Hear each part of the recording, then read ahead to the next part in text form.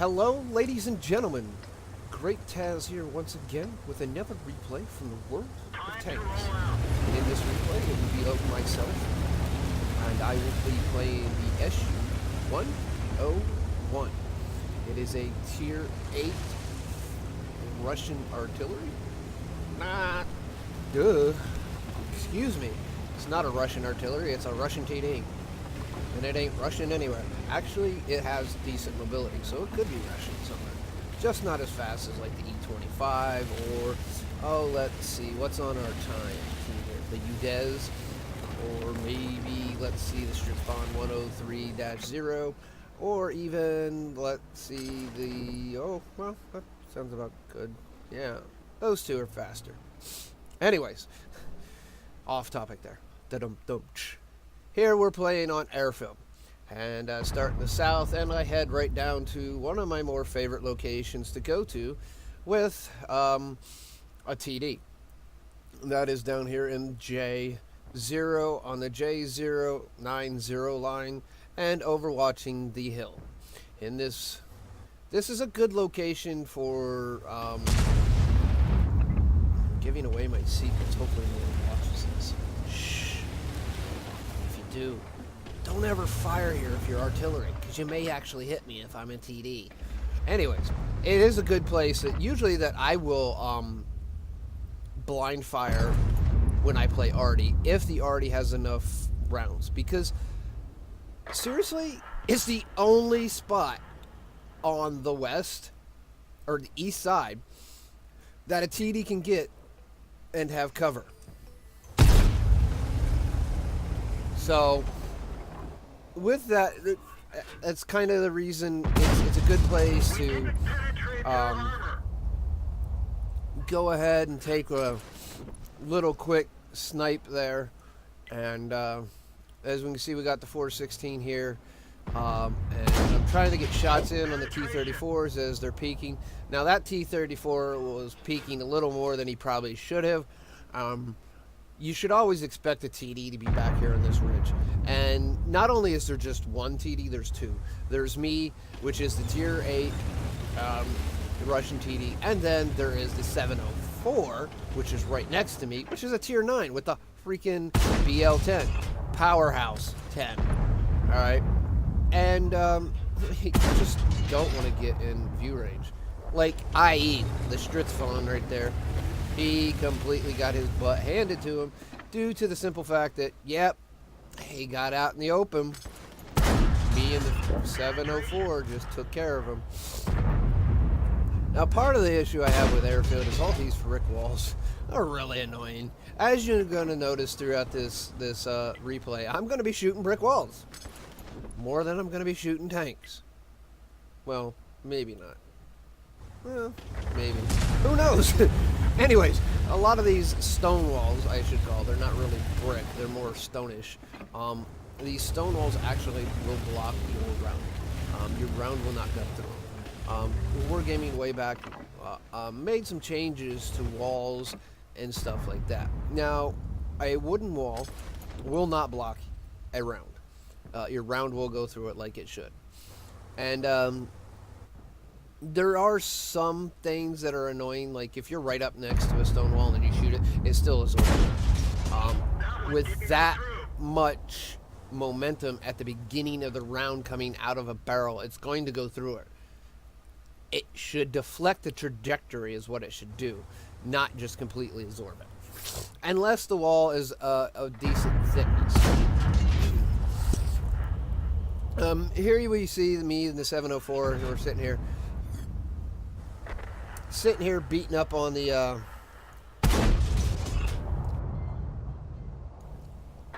T-34 there, along with a little assistance from Marty. Here I'm trying to shoot through that little window. You can see it if you look right down the middle. There's a little window.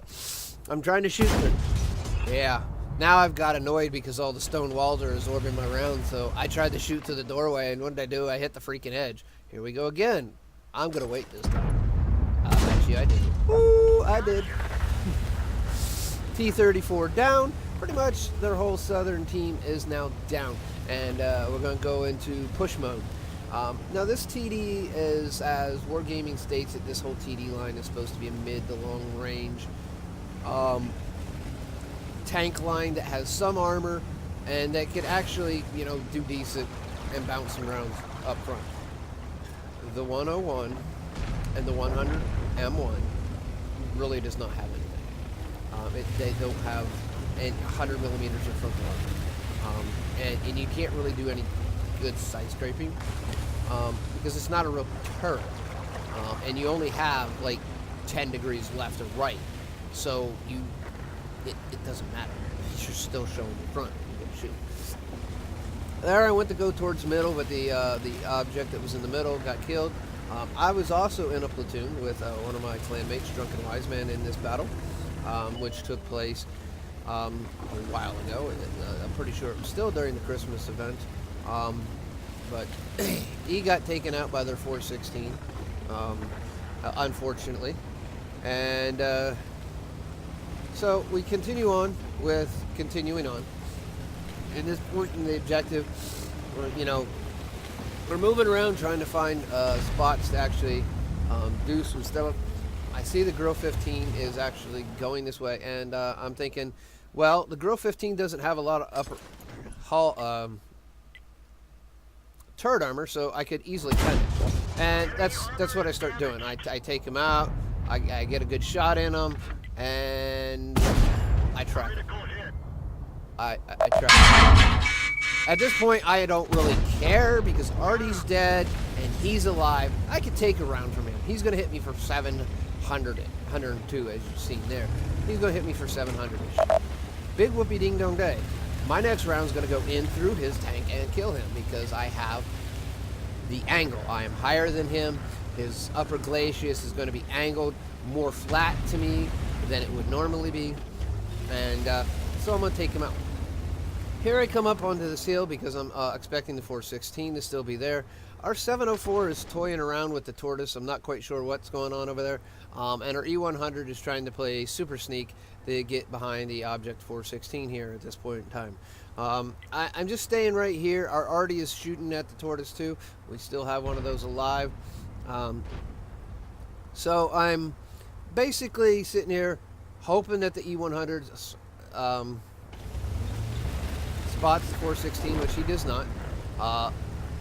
Our 704 is killed by our own neck, and there's the 416 spotted. Not overly worried because I want to take out this tortoise as quickly as I can. 2 good shots. I'm going to move forward a little bit to give myself some side armor. And kaboom! The E100 made it up onto that ridge. And with that, gave me cover fire. Thank you, Lord Lightning from Fate 2. Thank you for covering my backside. I'm greatly appreciative of that. And while I took out the tortoise. And as you can see, I was already in the motion of moving forward when the 416 came up around the corner. I was paying attention to my minimap, and I was paying attention to exactly to where that 416 was going. But I knew I needed to get rid of the tortoise before he could get a shot off into me and or the E100. And that was what I did. My next goal would have been to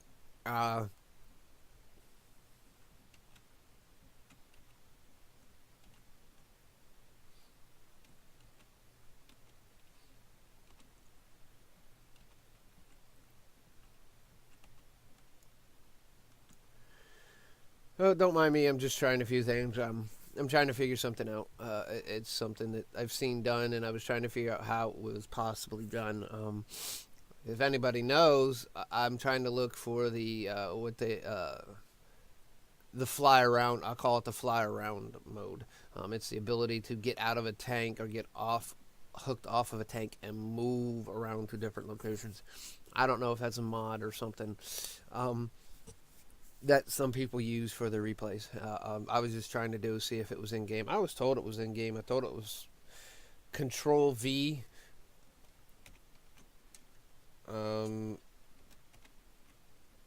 V with anything other than control just freaking makes you do the normal. So it's got to be something else. I don't know.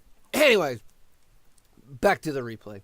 And my next goal here is, as we're looking around and I'm in free camera mode here, I was watching the 416.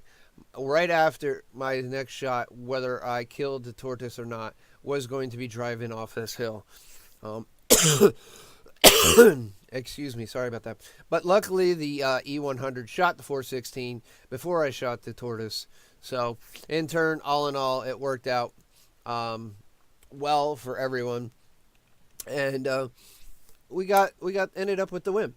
Nothing spectacular. You see me do nothing spectacular here. I found a good TD position to get into so I could protect the south, which is a really decent position. I mean, the exact position I start off on is only really good to cover, you know, the HJ hill line, the five line on H and J.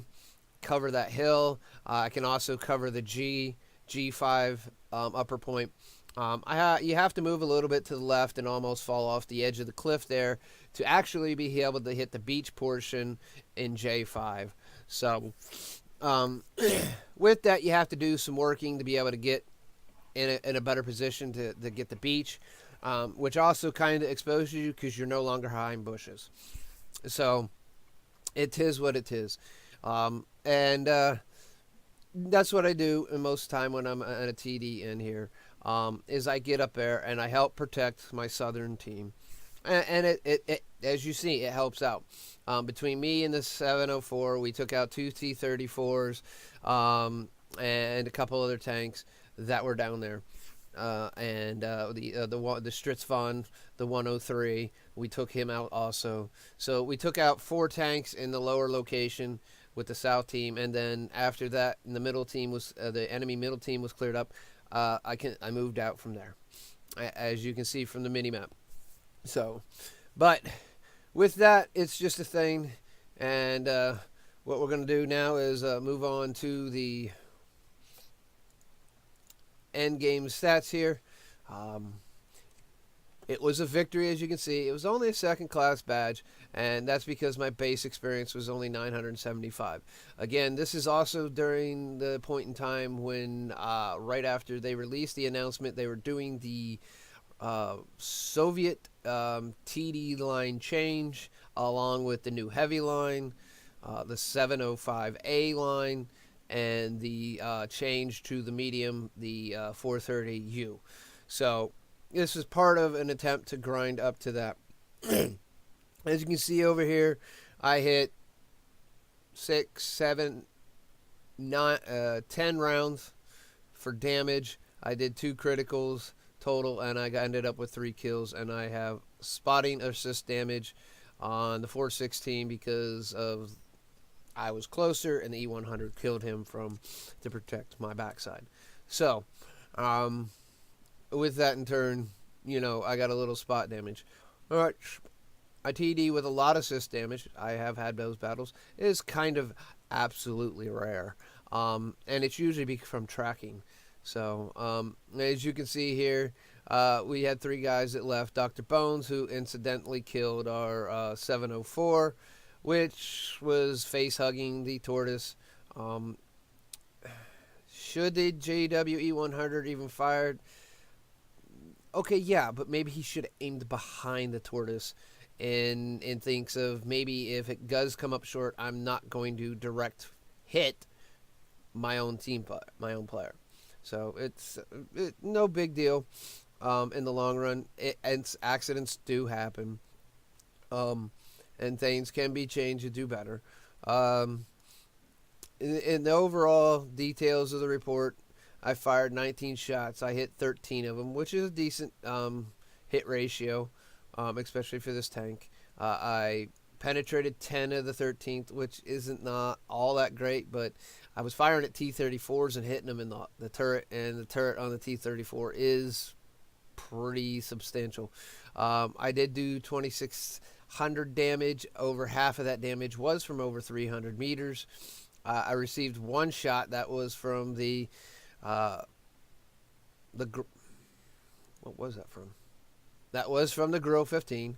Goodness gracious, I couldn't remember. But I did in turn end up killing him. If he would have had more hit points than 2 shots from me, I probably would not have stayed in that position. I probably would have tracked him and got out of dodge. After I seen him getting tracked, I probably would have got out of dodge.